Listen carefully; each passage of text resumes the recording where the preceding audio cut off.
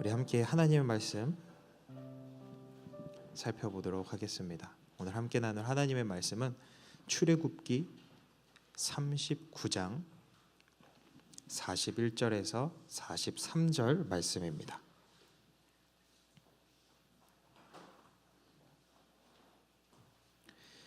출애굽기 39장 41절에서 43절 말씀, 제가 가진 성경은 구약 성경 144페이지에 있습니다. 출애굽기 39장 41절에서 43절 말씀, 세 절밖에 안 되니까 그냥 같이 한번 읽어볼게요. 함께 읽겠습니다. 시작.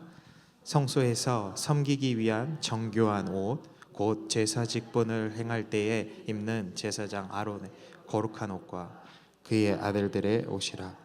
여호와께서 모세에게 명하신 대로 이스라엘 자손이 모든 역사를 마침에 모세가 그 마친 모든 것을 본즉 여호와께서 명령하신 대로 되었으므로 모세가 그들에게 축복하였더라. 아멘. 오늘은 주님이 받으시는 삶의 예배라는 제목을 가지고 함께 은혜를 좀 나눠보려고 합니다. 지금 시대가 고령화 사회라고 하잖아요. 요즘 대부분의 선진 국가들이 규정하는 그런 단어입니다. 고령화 사회라는 건 총 인구의 65세 이상의 인구가 차지하는 비율이 7% 이상일 때 고령화 사회라고 한다고 해요. 이 기준은 유엔에서 규정한 건데, 이 기준으로 볼 때 우리가 살고 있는 캐나다도 한국도 고령화 사회에 속합니다. 우리가 사는 캐나다와 한국 모두 퇴직 연령이 65세인데요.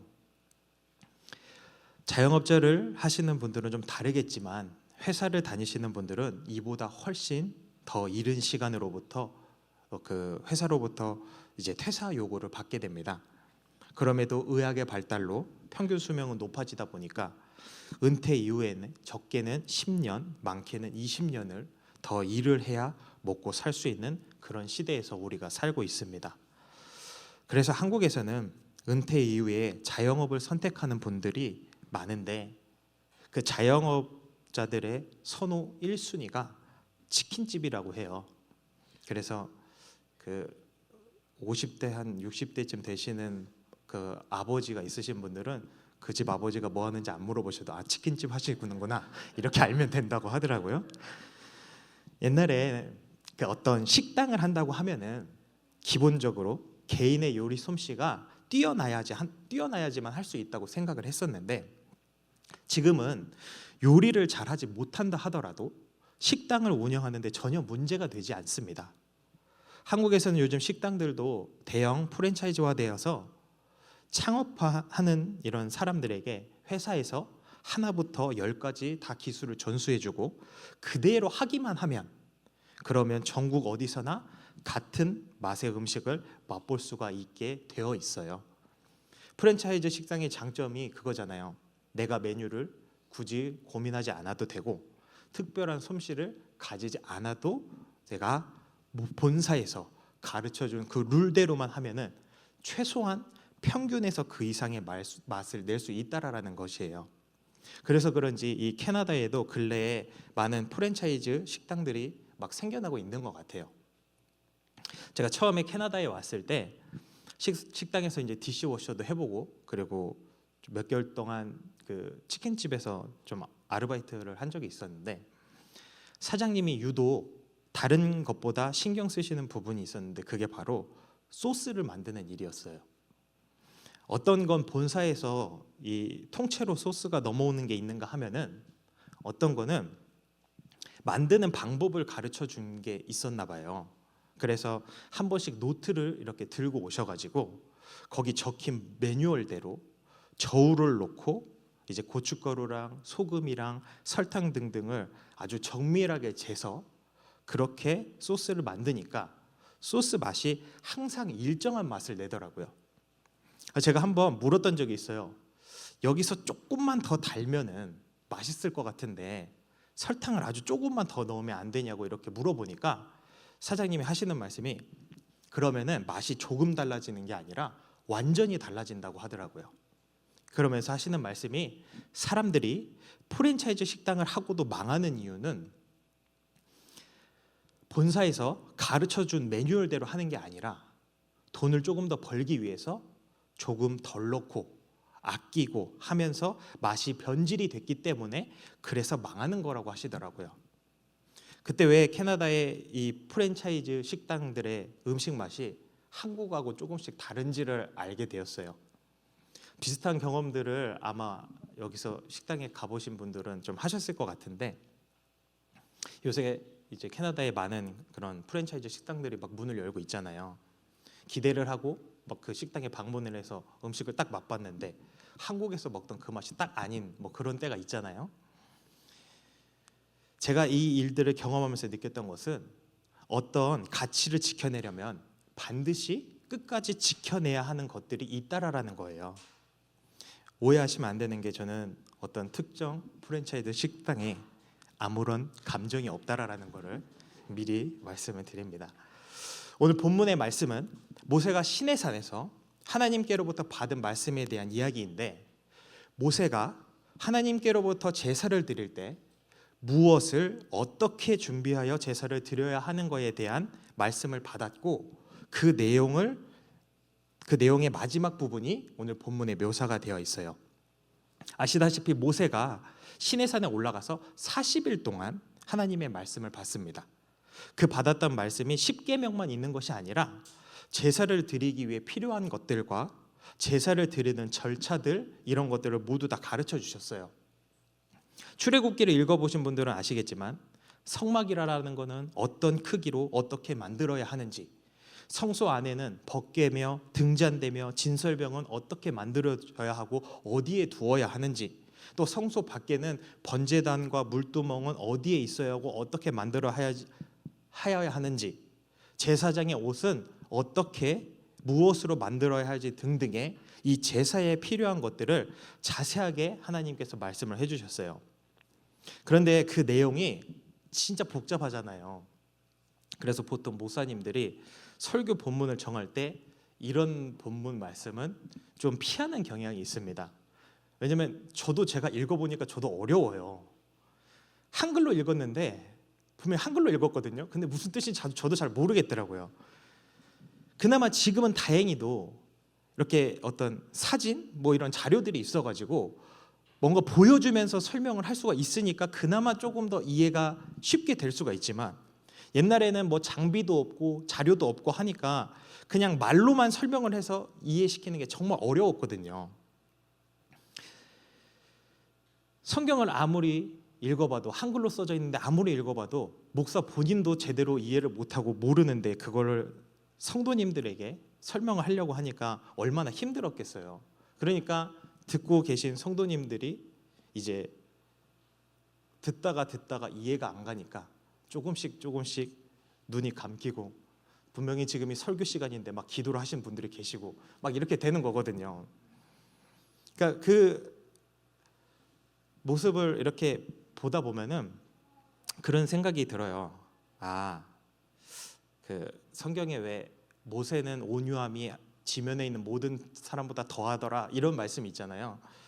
그게 참 맞는 말이라는 게, 모세가 아무리 하나님께서 환성을 보여주고 그 말씀을 주셨다 하더라도 제가 봤을 때는, 제가 이렇게 읽어보니까 이거 한 번에는 이해 못했겠는데, 그런 생각 들더라고요. 너무 어려워가지고 이거 한 번 듣고는 이해 못했겠는데. 근데 모세는 이제 하나님 앞에서 이걸 지금 듣고 있는 거잖아요. 그러니까 우리처럼 졸린다고 조금 졸거나 아니면 못 알아듣겠다고 막 신경질을 내거나 이러지도 못하고 그냥 꾸역꾸역 그걸 참아가면서 40일 동안 그걸 계속 받아 적었을 거 아니에요. 그러니까 고생 진짜 많았겠다. 그러니까 그런 모세를 생각해 본다면은, 그래, 성도님들이 눈이 감기는 거 이해해야지, 뭐 이런 생각이 들 정도로, 그게 내용이 되게 복잡해요. 그렇게. 그러니까 모세 형님이 고생 많으셨던 거죠. 그러니까 우리가 지금 나누는 말씀은 그렇게 모세 형님이 고생 하셔가지고 적어온 거니까 잘 들어주셨으면 좋겠습니다. 아무튼 그래서 이 모세가 하나님께서 말씀하신 대로 성소에 지을 예물을 모아가지고 출애굽기 25장에서부터 31장까지 무엇을 어떻게 만들어야 하는지를 듣고, 그리고 36장부터 39장까지 하나님께서 부사렐 또 오홀리압 같은 사람을 중심으로 해가지고 그 사람들에게 지혜와 총명과 지식을 더하여 주셔서 이 사람들이 하나님께서 모세에게 명하신 대로 그것들을 다 만들 수 있게 해줘요. 그렇게 다 만들고 나서 모세가 그 모든 것들을 다 확인을 해보니까 하나님께서 진짜 말씀하신 그대로 이들이 다 잘 만들었거든요. 그렇게 된 거를 보고는 그들을 축복해 줍니다. 그게 오늘 본문의 42절과 43절 말씀이에요. 한번 읽어보도록 하겠습니다. 42절과 43절입니다. 시작. 여호와께서 모세에게 명령하신 대로 이스라엘 자손이 모든 역사를 마침에 모세가 그 마친 모든 것을 본즉 여호와께서 명령하신 대로 되었으므로 모세가 그들에게 축복하였더라. 아멘. 이렇게 하고 나서 이제 40장에 이 다 만들어진 성막을 하나님께 봉헌을 합니다. 봉헌을 한다라는 것은 물질과 힘과 수고로 만들어진 이 성막을 하나님께 드린다라는 거예요. 이제는 더 이상 내 것이 아니라 주님의 것임을 공표하고 하나님으로부터 인준을 받는 것입니다. 출애굽기 40장에 봉헌을 하는 이런 과정들이 이제 쭉 기록이 되어 있어요. 여기 보면은 가장 눈에 띄는 말씀이 있는데 무려 7번이나 똑같이 반복해서 나오는 표현이 있어요. 그게 바로 뭐냐면은 여호와께서 모세에게 명령하신 대로 되니라. 여호와께서 모세에게 명령하신 대로 되니라 입니다. 40장 19절에서 32절까지 쭉 있는데 25절에서 29절까지 말씀 한번 읽어볼게요. 한번 읽어보겠습니다. 시작. 또 여호와 앞에 등잔대에 불을 켜니 여호와께서 모세에게 명령하신 대로 되니라. 그가 또 금 향단을 회막 안휘장 앞에 두고 그 위에 향기로운 향을 사르니 여호와께서 모세에게 명령하신 대로 되니라. 그는 또 성막문에 휘장을 달고 또 회막의 성막문 앞에 번제단을 두고 번제와 소제를 그 위에 드리니 여호와께서 모세에게 명령하신 대로 되니라. 아멘. 여러분, 여호와께서 모세에게 명하신 대로 됐다라는 말은 모세가 여호와께서 명령하신 대로 행했다라는 거잖아요. 그렇죠? 여호와께서 모세에게 명령하신 대로 됐다라는 말은 모세가 여호와의 명령대로 행했다라는 말하고 똑같잖아요. 그러면 12절에서 16절 말씀도 같은 의미의 말씀인데 여기도 한번 읽어볼게요. 12절에서 16절까지 말씀입니다. 한번 읽어볼게요. 시작.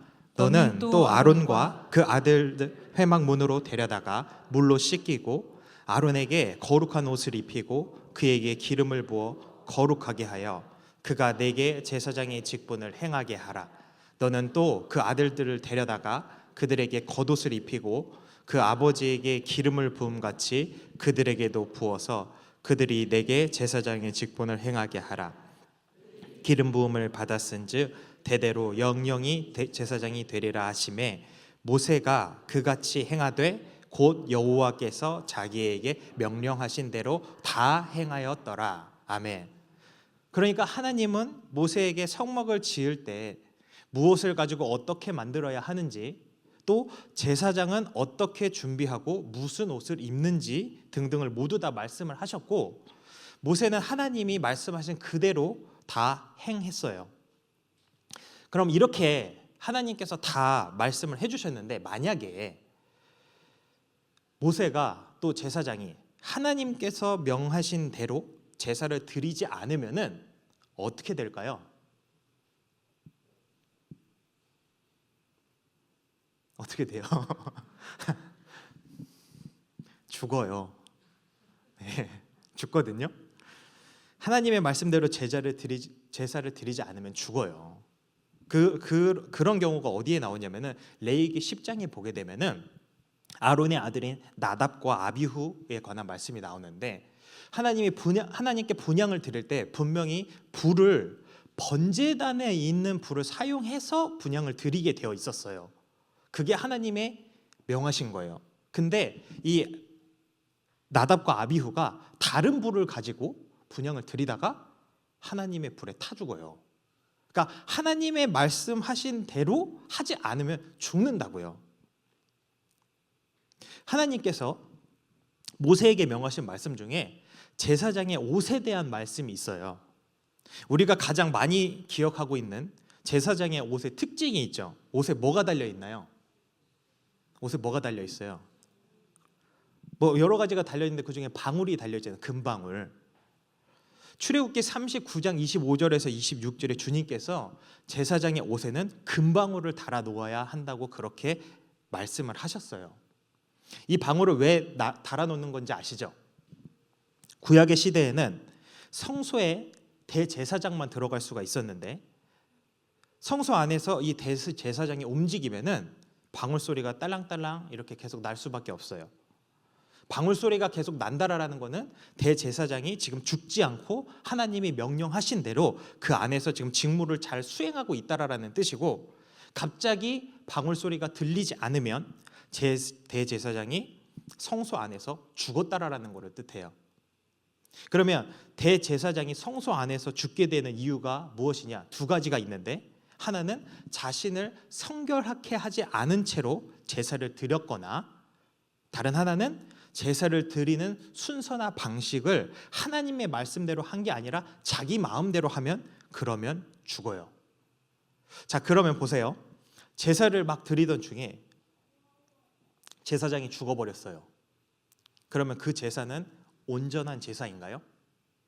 제사장이 죽었는데? 아니죠. 그럼 그 온전하지 않은 그 제사 하나님이 받으셨을까요?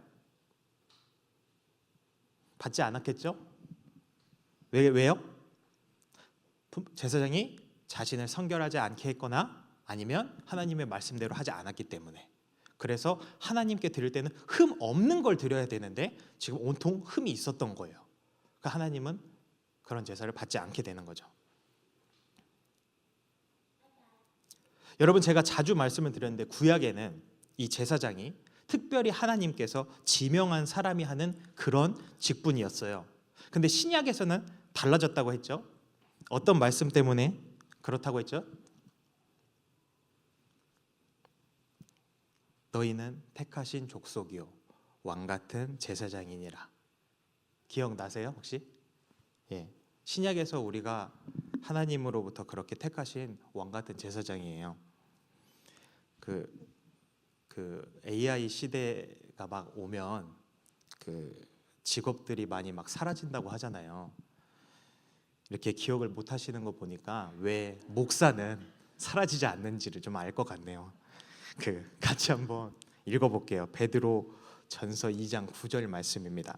원래 성경의 교육 방법은 반복이니까 같이 한번 읽어보도록 하겠습니다. 한번 읽어볼게요. 시작.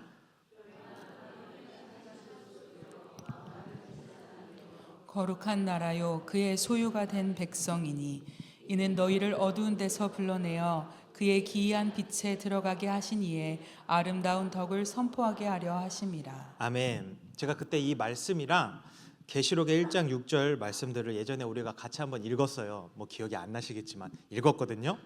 읽었어요. 읽었는데 어쨌든 여러분, 구약에서 제사장이 하는 일이 뭔가요? 하나님께 제사를 드리는 게 제사장이 하는 일이에요. 그렇죠? 그러니까 안식일에 일을 해서는 안 된다라고 하는 그 바리새인과 서기관을 향해 예수님께서 어떤 말씀을 하세요? 안식일에 제사장은 가장 많이 일을 한다. 근데 아무도 뭐라고 하지 않지 않느냐, 이런 말씀을 하시잖아요. 그러니까 제사장이 하는 일은 제사를 드리는 게 그 사람이 할 일이에요. 그러면 신약의 제사장으로 살고 있는 저와 여러분에게 맡겨진 직무는 어떤 것들이 있나요? 각자의 자리에서 사명감을 가지고 살아가는 거예요. 그 에베소서 5장과 6장에 보게 되면은 우리가 주로 가정의 달인 5월에 이제 자주 듣는 말씀들이 있어요. 아내들이요 남편에게 어떻게 하라? 네, 순종 말고 복종하라. 네. 순종은 자기 마음이 좋아서 하는 게 순종이에요. 복종은 이를 깨물고 하는 게 복종이고. 남편들아 아내를 사랑하기를 그리스도께서 교회를 사랑한 것 같이 하고 내 몸처럼 사랑해라.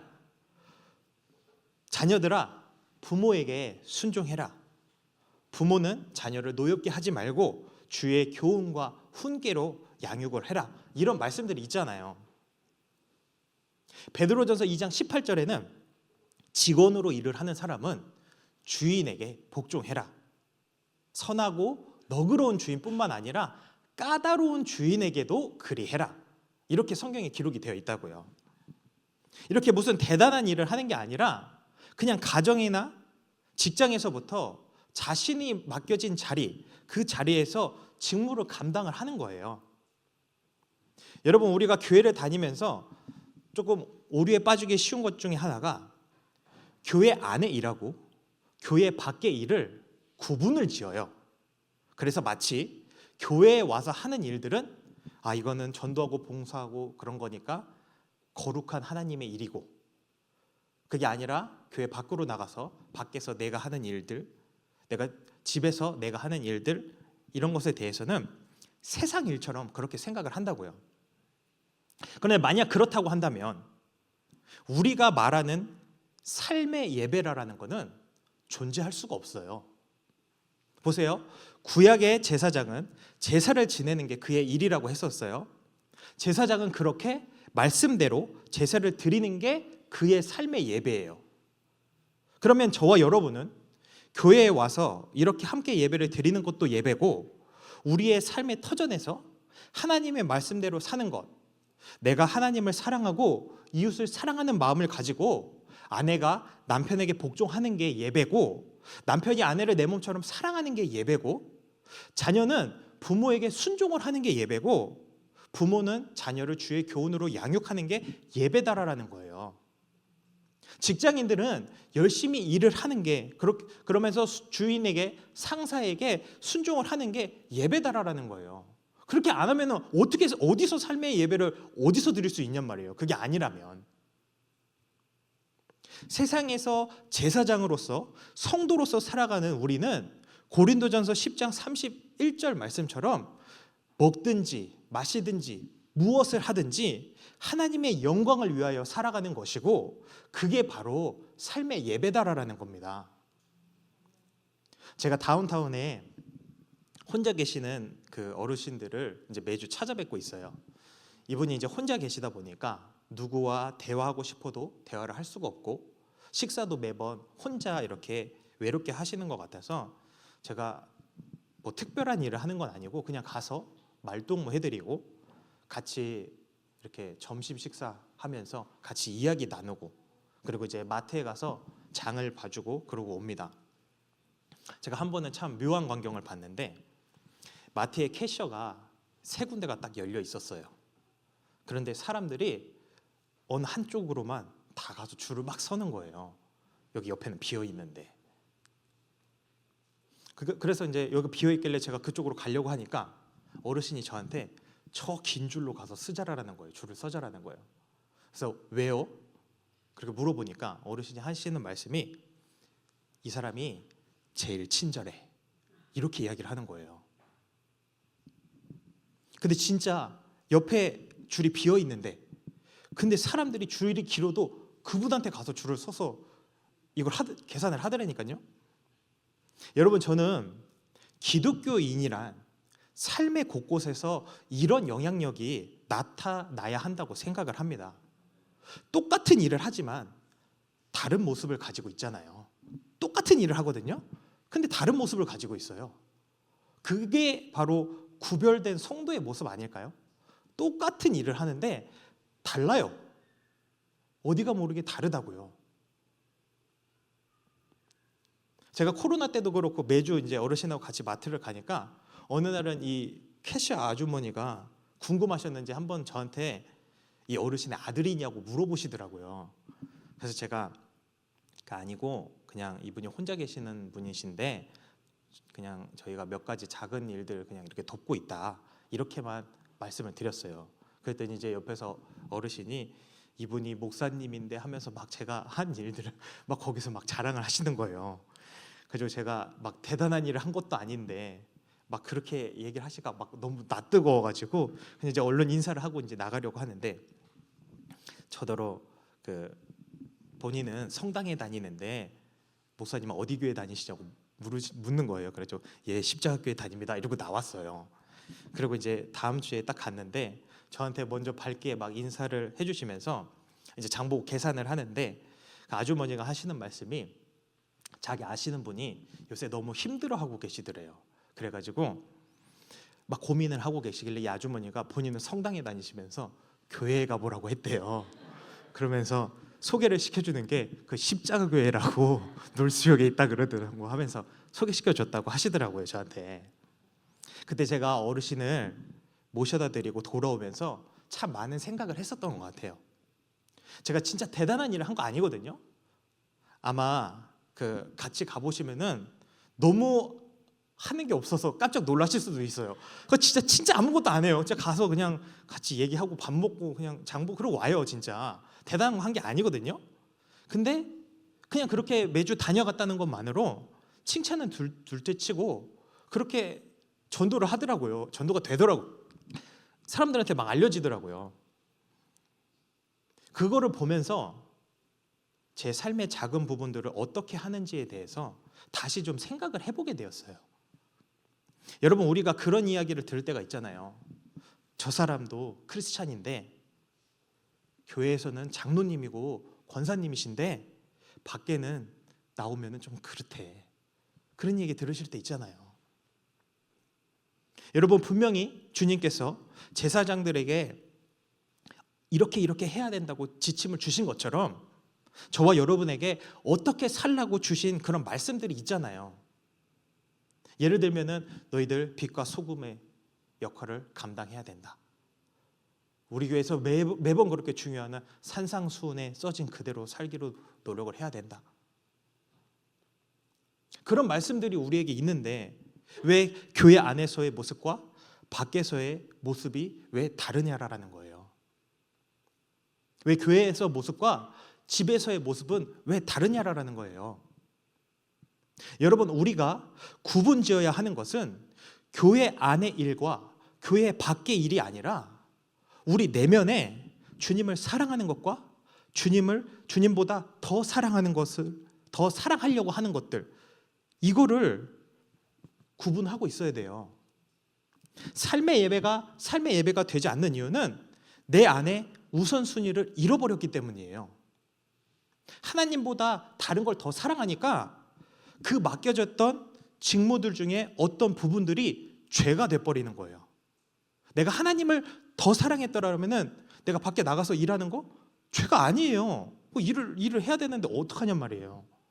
근데 하나님보다 그 일을 더 사랑하고 하나님보다 자식을 더 사랑하고 이렇게 되니까 그게 죄가 되는 거예요. 그냥 내가 하나님을 더 사랑했으면은 내가 자녀 키우고 그거 당연한 건데 그냥 안 그러면은 하나님이 뭐하러 결혼을 시키고 자녀를 낳게 만들고 부모를 갖게 만들고 뭐하러 하나님이 그렇게 그게 다 죄라면 왜 그렇게 내버려 두시냔 말이에요 하나님이. 그러니까 그게 죄가 아니라 내 마음이 어떤 우선순위를 갖고 있느냐에 따라 그게 죄가 될 수도 있고 죄가 아닐 수도 있다라는 거예요. 여자 성도님들 중에 아이를 가지게 되면은 한 번씩 고민에 빠지게 되는 게요. 출산 후에 이제 몸조리를 하느라고 한동안 교회에 오셔가지고 예배를 드리지 못해서 불편한 마음들을 가지고 계세요. 그러다가 어느 정도 몸조리가 끝나고 나서 오랜만에 이제 교회에 나와가지고 예배를 드리러 딱 교회에 오랜만에 왔는데 교회에 와서도 집에서처럼 계속 아기를 봐야 되고 젖을 먹여야 되고 기저귀를 갈고 하다 보니까 예배 시간이 훌쩍 다 지나버리고 나면은 그러면은 이 성도님이 내가 오랜만에 교회까지 왔는데 예배를 제대로 드리지 못한 것 같아서 그것 때문에 막 힘들어 하시더라고요. 물론 그동안 예배를 드리지 못해 그런 어떤 갈급함 때문에 그렇다는 것을 알아요. 제 아내도 주영이를 낳고 한동안 이 하나님께 드리는 예배가 뭔가 소홀해지는 것 같아서 많이 힘들어했던 시간들이 있었거든요. 근데 그걸 꼭 그렇게만 생각할 게 아닌 것이 하나님께서 자신의 백성인 한 아기를 이 가정에게 허락을 하셨고 부모에게 그 아기를 맡기셨잖아요. 그러면 하나님께서 허락하신 그 일, 그러니까 그 아기를 돌보는 그 자체가 예배예요. 단 마음의 중심이 하나님을 향해 있다라는 전제하에서 하나님께서 부모라는 직분을 허락하셨으니까 부모의 역할을 말씀대로 잘 따르는 것이 곧 예배다라는 겁니다. 이것은 부부 관계에서도 마찬가지고 부모와 자녀 관계에서도 마찬가지고 뭐 회사에서 직장 생활을 하면서 그러니까 모든 관계에서 마찬가지예요. 이게 교회 밖에 있기 때문에 그거는 세상 일이고 그래서 그거는 거룩하지 않은 거 이런 게 아니다라는 거예요. 우리가 마음의 중심에 하나님을 두고 내가 하나님을 사랑하고 섬기기 때문에 성경에 보니까 부부 관계는 이렇게 가져야 되는 거네. 그래서 그걸 지키는 게 그게 예배예요. 자녀를 이렇게 양육하라고 했으니까 내가 이렇게 양육을 해야겠다. 하나님을 사랑하는 마음을 가지고 내가 자녀를 이렇게 잘 양육하면 그게 예배라고요. 한번 거꾸로 생각을 해보세요. 부부가 집에서 맨날 싸워요. 그리고 교회에 와가지고 예배를 드리면 하나님이 그 예배 받아주실까요? 그거 예배라고 할 수 있나요? 자녀가 맨날 부모님의 말씀에 아멘하고 순종하는 게 아니라 입 이렇게 나와가지고 그렇게 퉁퉁거리고 그러고 나서 교회에서 예배 드리면 하나님이 그 예배를 기뻐하시겠냐라는 거예요.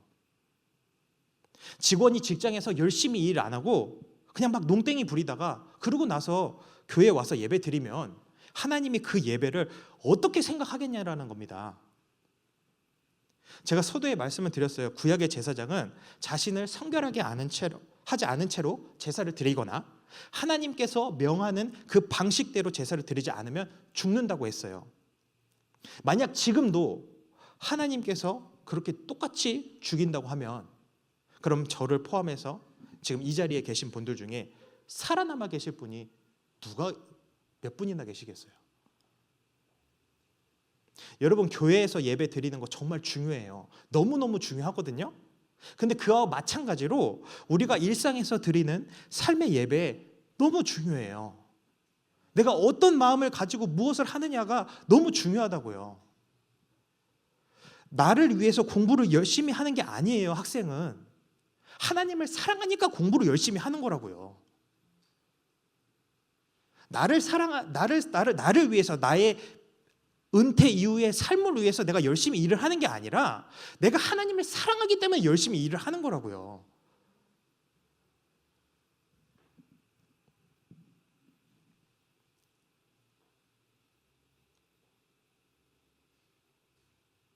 그렇게 모든 우리의 삶의 영역에서 하나님의 마음의 중심에 두고 그렇게 살아가는 것이 바로 크리스찬의 모습이에요. 그래야 다른 사람들이 그 사람을 보면서 아, 예수님이 진짜 있나 보다 이렇게 생각 안 하겠어요? 만약에 교회에서는 굉장히 거룩하고 굉장히 열심히 하시는 분인데 만약에 직장에 가서 그냥 아무렇게나 행동을 해요. 그러면 주변에 있는 사람들이 그 사람을 보면서 어떻게 예수님을 봐요? 그 사람이 그곳에서 하나님을 마음에 품고 내가 하나님을 사랑하니까 내가 열심히 일해야 하는 그 열심히 일하는 모습을 보면은 사람들이 그 모습을 보면서 아, 저 사람은 왜 저렇게 열심히 일을 하지? 궁금해하지 않을까요? 저 사람은 무엇 때문에 저러지? 저 사람은 무엇 때문에 다른 사람의 일까지 맡아서 저렇게 하고 있는 거지? 왜 손해 보면서 저러는 거지? 그런 생각하지 않을까요, 사람들이?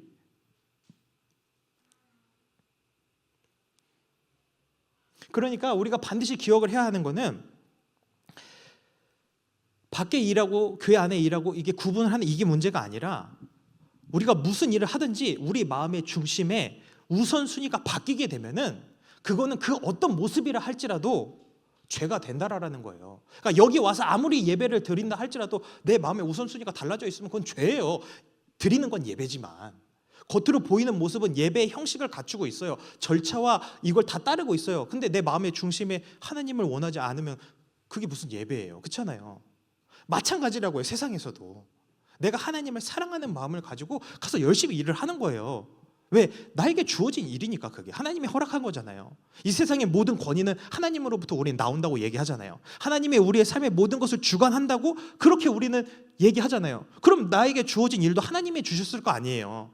나에게 주어진 아내도 남편도 자녀들도 하나님이 선택하신 거 주신 거일 거 아니에요.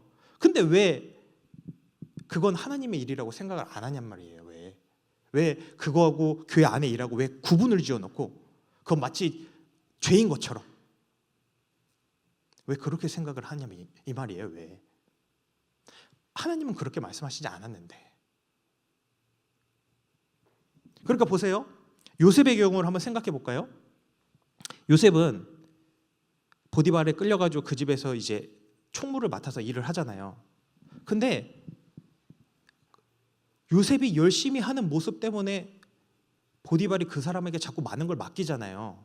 그러면서 그 요셉의 그 일하는 모습과 삶의 모습에 대해서 거기 성경이 뭐라고 되어 있냐면은 하나님이 요셉과 동행하셨더라 이렇게 되어 있거든요. 그럼 뭐가 삶의 예배냐 이거예요. 뭐가 도대체 뭘 어떻게 해야지? 그러니까 구분 짓지 마세요. 우리는 어디에 가나 어디에 서서든지 하나님께만 예배하는 거예요. 그게 왜 우리는 그렇게 지음을 받았거든요. 애초에 창조받게 된 이유가 하나님을 찬양하기 위해서 창조를 받았어요. 그러니까 그렇게 예배를 드리는 거라고요.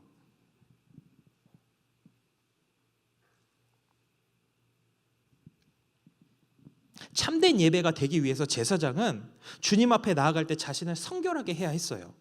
자신의 모습을 돌아보고 죄된 것들을 회개하고 주님 앞에 나아갔던 거예요. 우리도 마찬가지로 이렇게 예배의 자리에 나와서 회개하고 돌이키고 성결케 하고 주님을 찬양하고 말씀을 듣고 은혜 받고 또 우리 안들에 회복되고 그 모습 그대로 교회 밖으로 나가서 똑같이 그 예수님을 닮은 모습으로 그렇게 살아가는 거 그게 예배예요.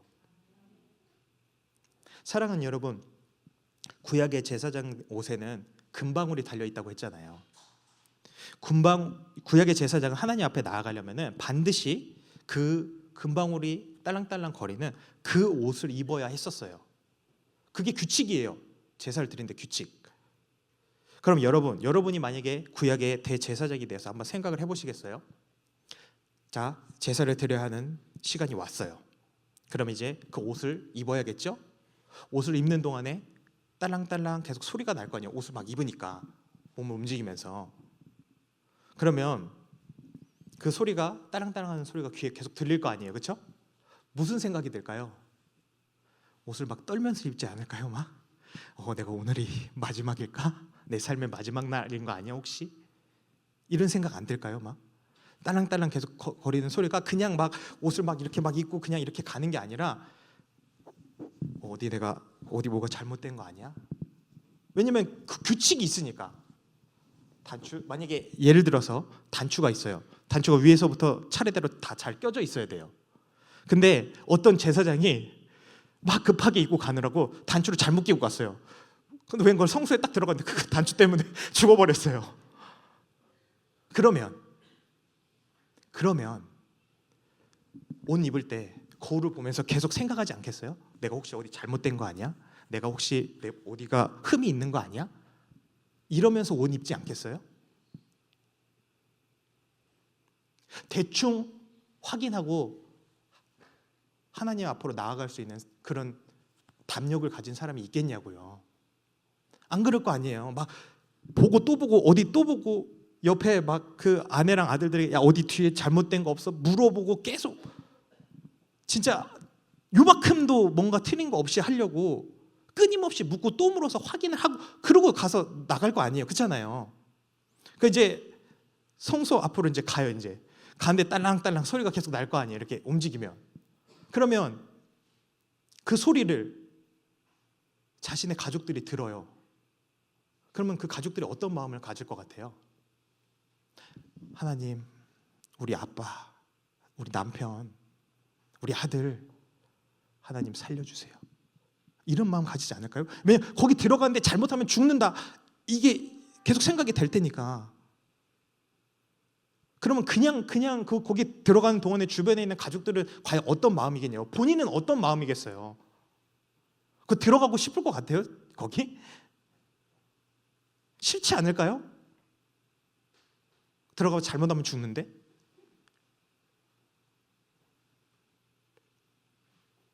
그러면 그 대제사장이 그렇게 해서 예배를 드렸다고 하면, 옷을 입었다고 하면은 저와 여러분이 입어야 하는 옷은 어떤 옷입니까?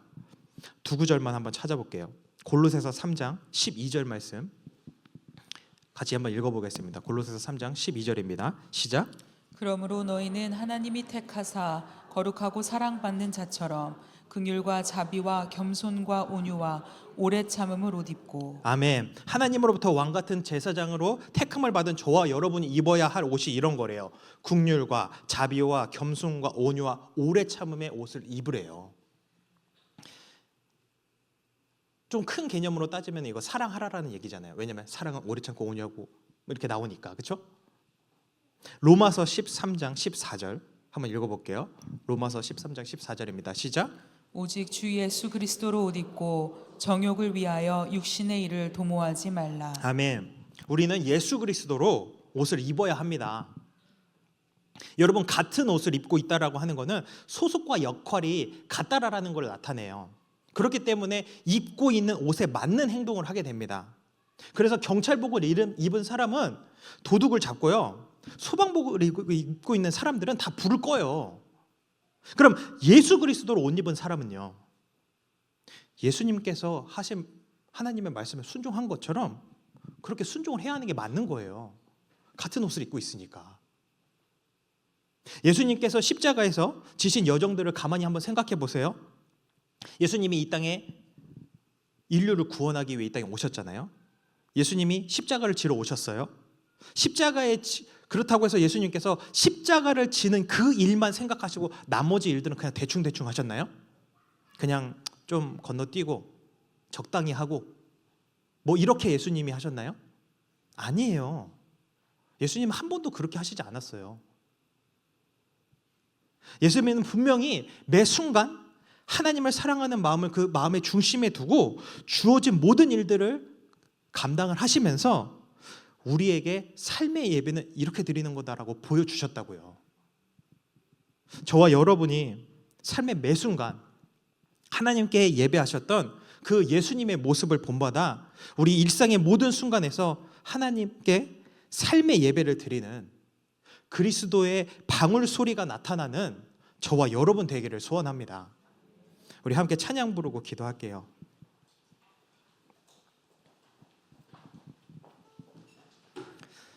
삶의 예배라는 찬양이에요. 여기 보면은 이런 가사가 있어요.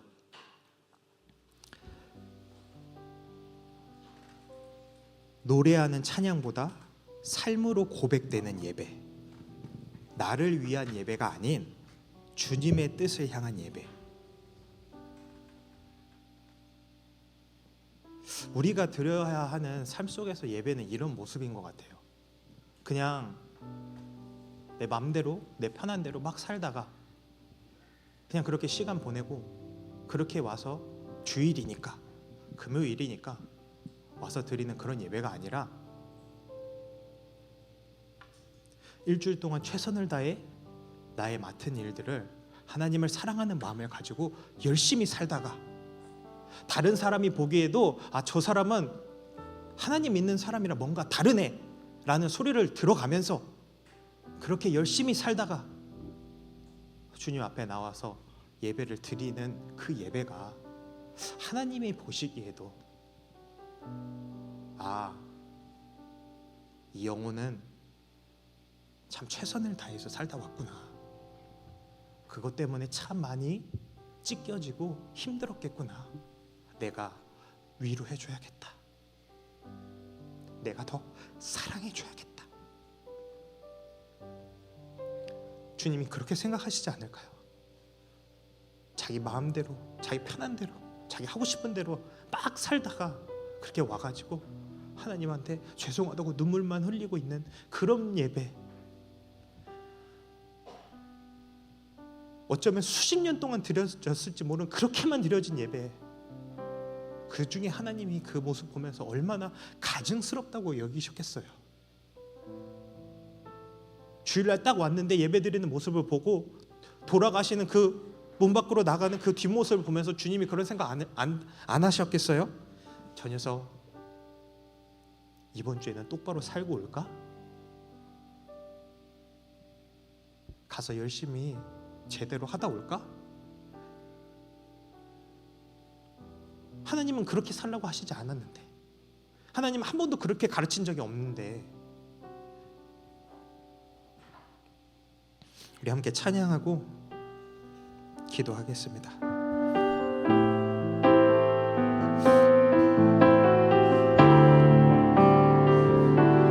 보여지는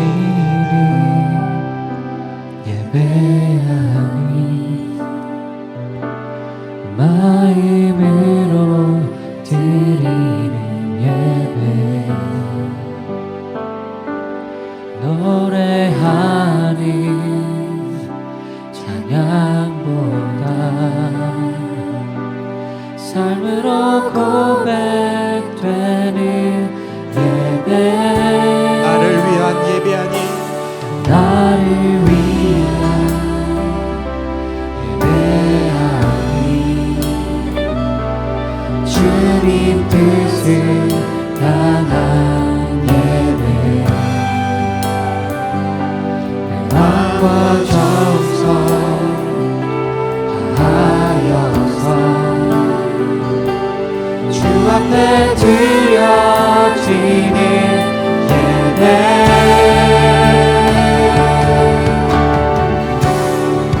주 앞에 엎드려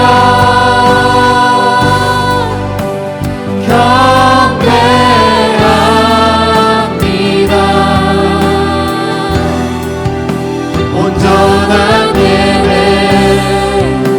내 맘의 예배, 내 모든 것 받기 합당하신 분, 주 앞에 엎드려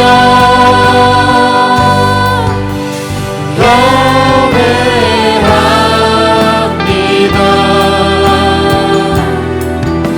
나의 모든 삶, 나의 모든 뜻, 말씀 앞에 순종하는 삶의 예배 드리기 원하네. 보여지는 예배하니 보여지는 예배하니 마음으로 드리는 예배, 노래하는 찬양보다 삶으로 고백되는 예배, 나를 위한 예배하니 주님 뜻을 향한 예배, 내 마음과 정성 다하여서 주 앞에 드려지는 예배,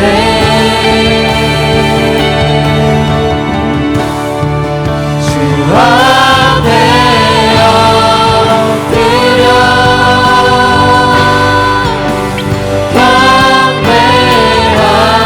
경배합니다. 온전한 예배, 내 맘의 예배, 내 모든 것 받기 합당하신 분, 주 앞에 엎드려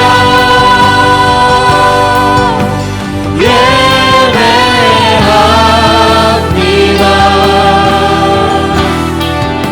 나의 모든 삶, 나의 모든 뜻,